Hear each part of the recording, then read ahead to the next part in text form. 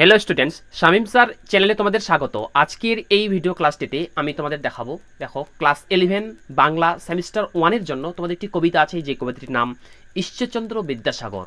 আজকে আমি তোমাদের এই ঈশ্বরচন্দ্র বিদ্যাসাগর কবিতার গুরুত্বপূর্ণ বা পরীক্ষায় কমন পাওয়ার মতো সম্ভাব্য এমসিকিউ প্রশ্ন উত্তর আজকে আমি তোমাদের দেখাবো। দেখো এখান থেকে তোমরা যে এমসিকিউ প্রশ্ন উত্তরগুলি পড়বে, প্রথম কোশ্চিন তোমরা দেখো, ঈশ্বরচন্দ্র বিদ্যাসাগর কবিতাটির রচয়িতা হলেন। এখানে চারটা অপশন দেওয়া আছে, এই চারটা অপশনের মধ্যে উত্তর কি হবে? অপশন দেওয়া আছে মাইকেল মধুসূদন দত্ত, কাজী নজরুল ইসলাম, নবারুণ ভট্টাচার্য না ঈশ্বরচন্দ্র বিদ্যাসাগর। এর উত্তর হবে মাইকেল মধুসূদন দত্ত। পরের কোশ্চিন, বিদ্যার সাগর তুমি বিখ্যাত ভারতে, এই তুমি বলতে কাকে বোঝানো হয়েছে? এখানে চারটা অপশন আছে, এর উত্তর হবে ঈশ্বরচন্দ্র বিদ্যাসাগরকে। পরের কোশ্চিন, বিদ্যাসাগর বিখ্যাত ছিলেন, কোথায় বিদ্যাসাগর বিখ্যাত ছিলেন? উত্তর হবে ভারতে। পরের কোশ্চিন, বিদ্যাসাগরকে করুণার সিন্ধু বলার কারণ হলো, মানে বিদ্যাসাগরকে করুণার সিন্ধু বলা হয়েছে কেন? এই চারটা অপশন, আর এর উত্তর হবে তার হৃদয় সুবিশাল সাগরের মতো করুণায় পূর্ণ ছিল। পরের কোশ্চিন, ল্যান্ডেলের কোশ্চিন, তুমি বিখ্যাত ভারতে, ভারতে বিখ্যাত হলেন, অর্থাৎ ভারতে বিখ্যাত কে ছিলেন? কবি মধুসূদন না বিদ্যাসাগর না হিমালয় না সিন্ধু?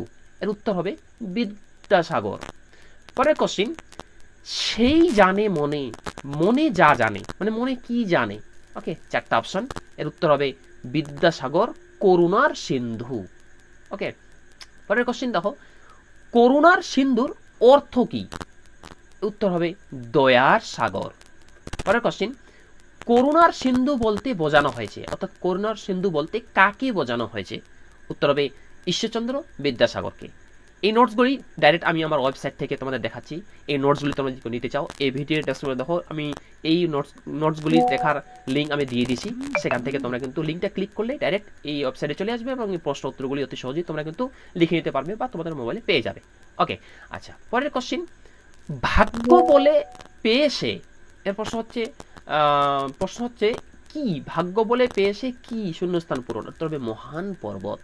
পরের কোশ্চিন, বিদ্যাসাগরকে তুলনা করা হয়েছে কিসের সঙ্গে? উত্তর হবে হিমালয়ের সঙ্গে।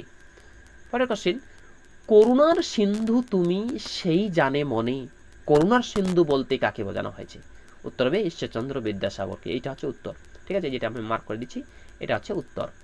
আচ্ছা, পরের কোশ্চিন, দিন যে দিনের বন্ধু, এখানে দিনের বন্ধু কে? ওকে, এটা উত্তর হবে ঈশ্বরচন্দ্র বিদ্যাসাগর। ওকে, পরের কোশ্চিন দেখো, বিদ্যাসাগরকে দিনের বন্ধু রূপ কে জানে, রূপে কে জানে? উত্তর হবে দিন যে।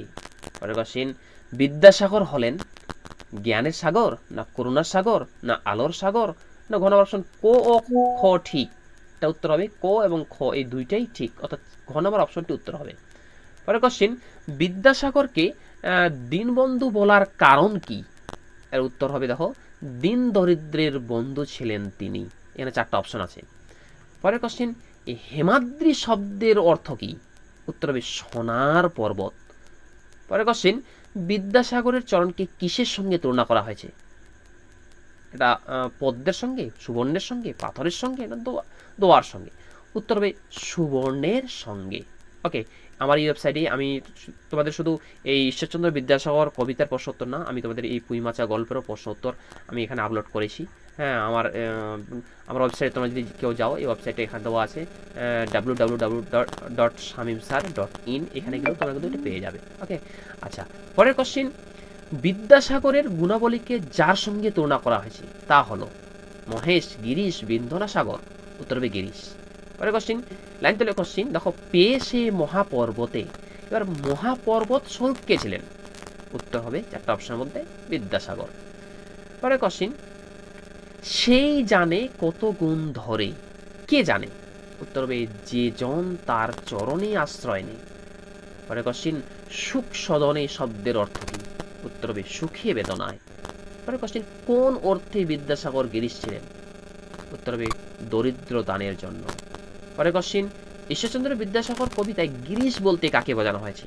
উত্তর হবে হিমালয়কে, ভিডিও যদি ভালো লাগে ভিডিওটি লাইক করো এবং তোমরা যারা চ্যানেল নতুন এরকম অধ্যায়ভিত্তিক প্রশ্ন উত্তর সাজেশন পাওয়ার জন্য আমার চ্যানেলটি সাবস্ক্রাইব করো এবং পাশের বেল আইকনটি প্রেস করে অল বোতামটি ক্লিক করে দাও পরবর্তী ভিডিও নোটিফিকেশন পাওয়ার জন্য।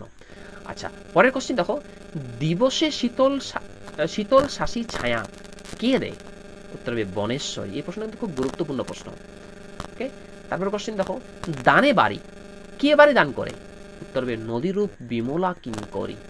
পরের কোশ্চেন, পরম আদরে কারা অমৃত ফল যোগায়? উত্তর হবে দীর্ঘ শির তরুদল। পরের কোশ্চেন, পরিমল শব্দটির অর্থ কি? উত্তর হবে সুগন্ধযুক্ত বাতাস। এই ভিডিওতে তোমরা কমেন্টে অবশ্যই লিখে জানাবে, তো পরবর্তীতে তোমরা আমাকে কোন টপিকের উপর আমার ওয়েবসাইটে নোটস দিতে বলছো, আমি সেই টপিকে আমার ওয়েবসাইটে নোট দিয়ে দেবো এবং সেই নোটগুলি আমি ইউটিউবের মাধ্যমে তোমাদের দেখাবো। ওকে, পরের কোশ্চেন, নিশায় ক্লান্তি দূর করে কে? এটা উত্তর হবে সুশান্ত নিদ্রা। আমি 100% গ্যারান্টি দিচ্ছি এর বাইরে কোনো কোশ্চেনই হতে পারে না ঈশ্বরচন্দ্র বিদ্যাসাগর কবিতা থেকে। যে মাস্টার যতই পেঁচাপেচি প্রশ্ন করুক না কেন, যতই ঘুরিয়ে প্রশ্ন দিক না কেন, এইগুলোর মধ্যেই আসতে হবে। পরের কোশ্চেন, 10 দিক শব্দের অর্থ কি? উত্তর হবে 10 দিক।